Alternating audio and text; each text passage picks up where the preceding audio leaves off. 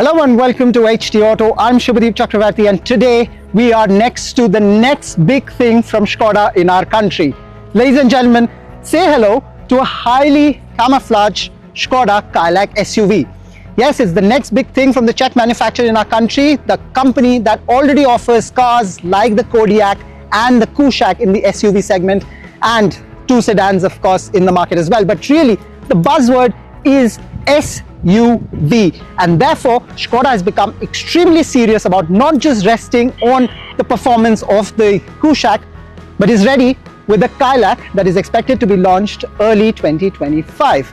Of course, it will have its world premiere this year itself, but we are at the Coast test track here in Coimbatore to figure or sort of get a whiff of what this car is all about.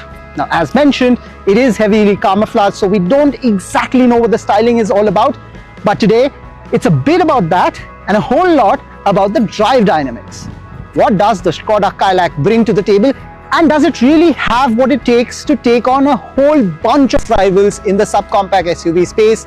And we're here talking about the likes of the Maruti Brezza, the Tata Nexon, the Hyundai Venue, the Kia Sonet, and I can go on and on and on. The Kylaq is competing in this very populated space, but can it create a niche for itself?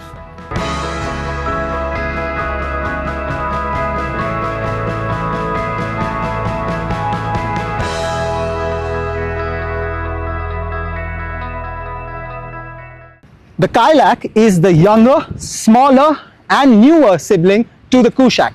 It's smaller, of course, because it's in the sub 4 meter SUV space, and therefore a comparison in terms of its elder sibling won't exactly be fair.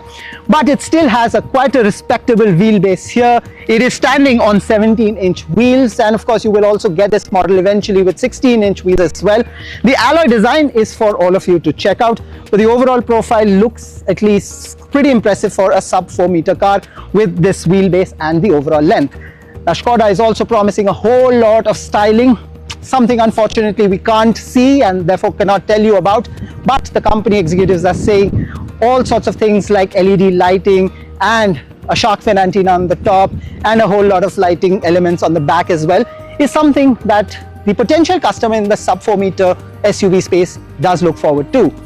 Of course, the wheelbase also makes the promise of a whole lot of space on the inside, and the cargo area, at least it's claimed to be quite large as well.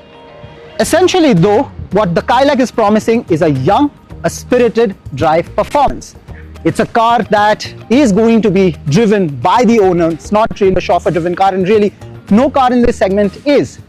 What you get with this particular model here is that 1 liter engine that we've seen in the past, mated to an automatic as well as manual transmission option, and there are changes to this car, so a comparison between the Kylaq and the Kylaq won't exactly be fair.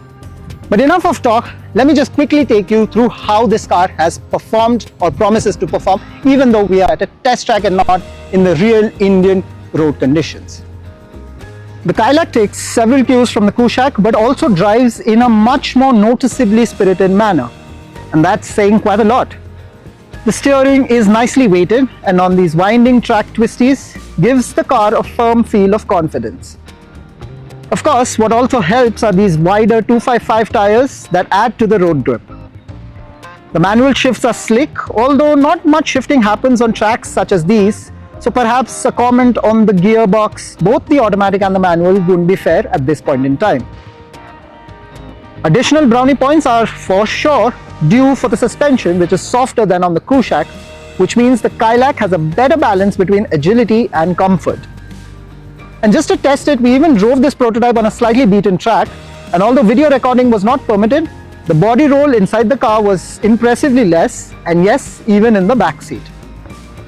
Unfortunately, the car was also under complete camouflage on the inside, so we can't comment on the quality of materials used on the inside or even the feature list. So there you have it. This is not a review. This is not even a first impression. This is just a taste of what Skoda is promising the younger set of Indian car buying audience, one that already has a lot of option in the sub 4 meter SUV space. The fundamental pillars on which Skoda is basing the Kylaq on is, very importantly, and I'm starting with that, value for money. We'll only know that once the car is officially launched, of course, but we'll just have to take Skoda's word for it for now. Apart from that, factors like safety, factors like features, factors like a fun driving dynamic, and the promise of more space is also being made. Now, these are a whole lot of promises, of course. From what little we've driven the car, we find it quite exciting to drive, but really, the proof of the pudding will be in the feasting, and the feasting can only start when the Kylaq gets officially launched. We can't wait to see this car without its disguise and out in the real world. We can't wait to tell you what that would mean for both the model as well as the Skoda plans for India. For this episode though, that's all the time we have. As always, drive safe, stay safe. Thank you so much for watching.